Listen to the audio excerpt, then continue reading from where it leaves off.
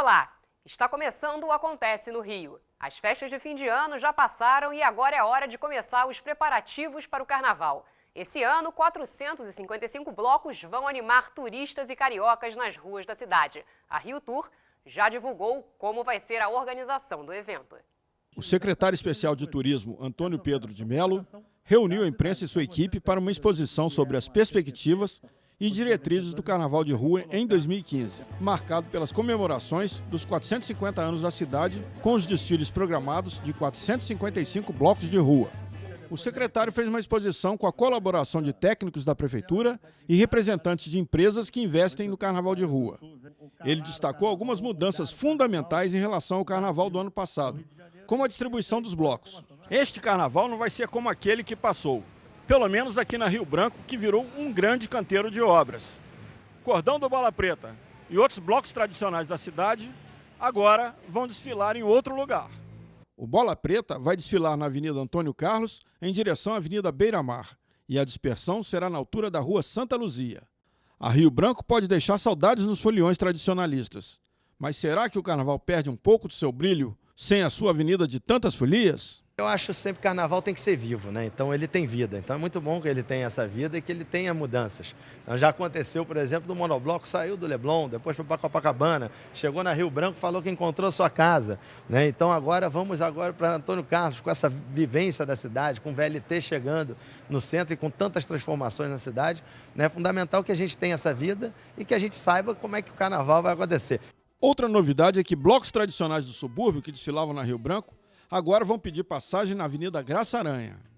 Um problema crônico dos carnavais passados era a instalação de banheiros públicos. O secretário anunciou um aumento de 13% em relação ao ano passado de banheiros públicos e mictórios durante o carnaval. Em 2014, eram 21.704 banheiros e este ano, 24.525 posições estarão à disposição dos foliões. Em cada posição significa a instalação de vários banheiros no mesmo local. Monumentos e canteiros na orla que estejam nos trajetos dos blocos também estarão protegidos por cerca. Serão utilizados 15 mil metros lineares de cercamento nesses locais. Nos últimos 4 anos a gente tem implementado aquela questão ali da segurança dos canteiros, né? Então não só dos canteiros junto aos prédios, mas aqueles canteiros centrais que são bem cuidados, que tem patrocinadores também que cuidam dos canteiros, serão cercados da mesma maneira como foi ano passado, que funcionou muito bem e a gente espera um dia não ter mais que cercar, né? Que a população respeite a cidade, não suba nos monumentos, não pise nos canteiros, não destrua o patrimônio que é dela mesma. A organização do trânsito contará com 1.500 controladores de tráfego. Afinal, a expectativa de público neste carnaval é grande. A gente tem um número maior de turistas, né, do que o ano passado. Acho que as pessoas que pulam o carnaval gostam do carnaval e a gente tem uma melhor distribuição por toda a cidade, isso é fundamental. Então houve uma diminuição na Zona Sul, né? É uma coisa que a gente tem implementado nos últimos anos. A Zona Sul tem uma capacidade de carga, né? E ela já está muito aquém do que pode ser. Então o que a gente está fazendo hoje é segurando a Zona Sul, já faz 3 anos que a gente faz isso e aos pouquinhos ela vai diminuindo o número de blocos. E uma melhor distribuição do número de foliões. O turismo poderá gerar quase 800 milhões de dólares na cidade, nesta época de calor e carnaval. Você vê a importância que tem o carnaval. Primeiro, ele é o maior evento, né, do Brasil, quem sabe do mundo. Né? Acredito que aqui o Carnaval de Rua é o maior evento que acontece do mundo, né, com toda essa organização, né, muito maior, inclusive, do que uma Olimpíada. A quantidade de eventos que a gente tem simultâneo, com a operação que a gente tem, com a complexidade, número de público que a gente tem, é tão complexo quanto uma Olimpíada. O verão mal começou e o calorão chegou para valer. Será que a época mais quente do ano vai ter temperaturas acima da média? Veja na reportagem. 40 graus. A temperatura no Rio tem feito os cariocas e visitantes procurar se defenderem do calorão. E isso não é de hoje. Outros verões foram bem quentes também. Eles foram fotografados.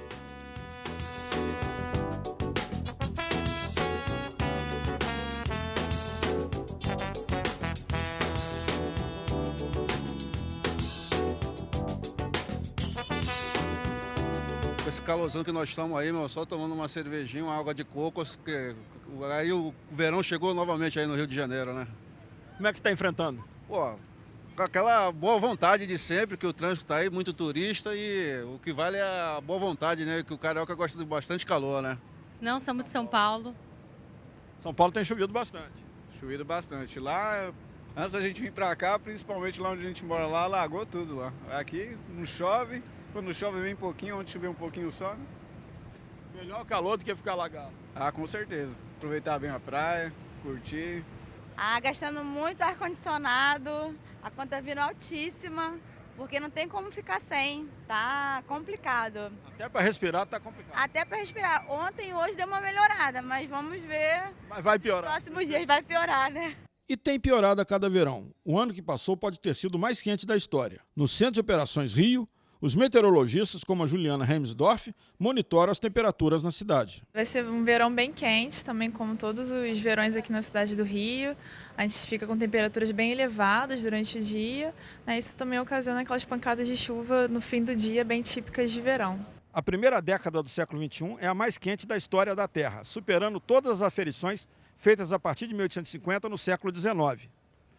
O carioca hoje vive num clima comparado ao de deserto. No Rio, a média das temperaturas máximas seguirá de 32 graus Celsius em janeiro para 34 em fevereiro e 36 em março. Até o fim de janeiro, devem ocorrer boa parte dos dias chuvosos da temporada. De acordo com a média histórica, o Rio registra chuvas em 40 dias na estação mais quente. Como todo verão, a gente tem bastante aquecimento, né, ao longo do dia, a gente tem bastante umidade. E aí, com o calor, a gente tem previsão de pancadas de chuva no fim do dia, típicas de verão. E essas pancadas podem ser fortes em alguns pontos, sim, mas normalmente elas são rápidas, né, bem curtas mesmo. Calorão, mas nem sempre é possível dar aquele mergulho. E quem não pode... Tem que trabalhar, né? Fazer o quê? E como é que se defende? Levar bastante água. Aqui. Garrafinha aqui já. Já leva a garrafa na mochila, né? Sim. Muito abafado, né? Muito quente. Torcendo por uma chuvinha? Com certeza, né? Deve chover hoje.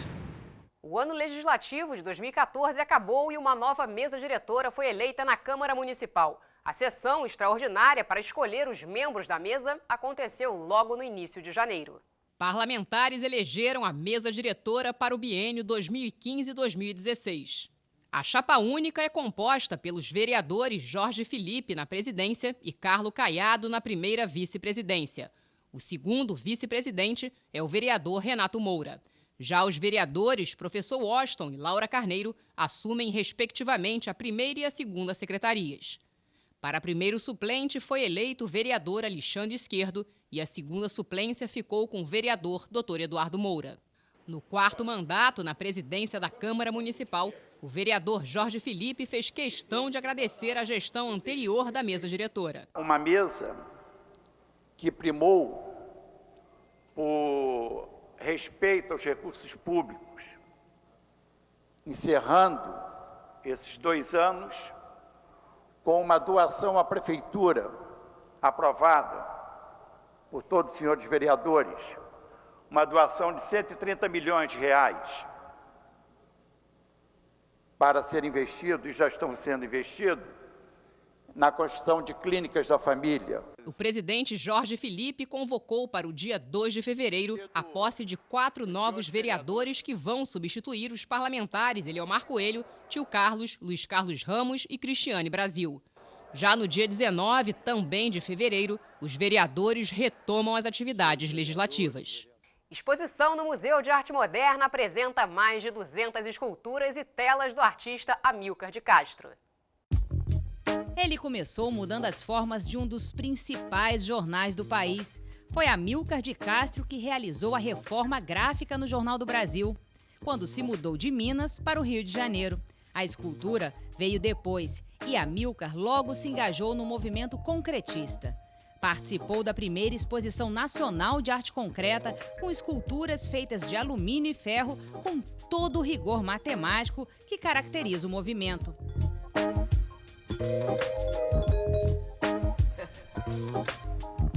Essas 140 esculturas, por exemplo, menores de aço, diferentes umas das outras, elas têm em comum o fato de terem ao menos um dos lados 23 centímetros. O movimento concretista parte de uma aproximação entre o trabalho artístico e a indústria, dentro do contexto desenvolvimentista de crença na indústria e no progresso que dava o tom na época no Brasil. Da arte era afastada qualquer conotação lírica ou simbólica. Nas mais de 200 obras de Amílcar de Castro expostas no MAM, podemos ver a trajetória do artista, que ao cortar e dobrar grandes superfícies, criou uma relação poética com o espaço. Mas Amílcar de Castro não está apenas dentro do museu. Suas obras monumentais, que o afastaram definitivamente da rigidez concretista, se estendem pelo solo e dialogam com a paisagem, como essa aqui, que está na entrada do Museu de Arte Moderna. Nessa busca por uma arte mais livre e subjetiva, em 59, Amílcar assina o Manifesto Neoconcreto, com Ferreira Goulart, Franz Weismann, Lígia Pape, Lígia Clark, entre outros. Além de dobrar com leveza materiais pesados como aço e ferro, Amílcar também se arriscou em outros materiais, como a madeira, o mármore, o granito e o vidro. A mostra apresenta também 6 desenhos em tinta acrílica sobre tela, que é como Amílcar gostava de chamar suas pinturas. O artista se despreende da geometria precisa ao utilizar uma vassoura como pincel. Nas suas últimas esculturas, ele elimina as dobras e trabalha com cortes, espessas paredes de ferro que deixam a luz passar. É a sutil justaposição desse sólido ao plano que mantém a possibilidade da integração com o todo e deixa a porta aberta para vermos poesia nos rígidos materiais utilizados por Amílcar de Castro. E o Acontece no Rio fica por aqui. Você pode rever este e outros programas no site da Câmara. Acesse câmara.rj.gov.br. Até a próxima!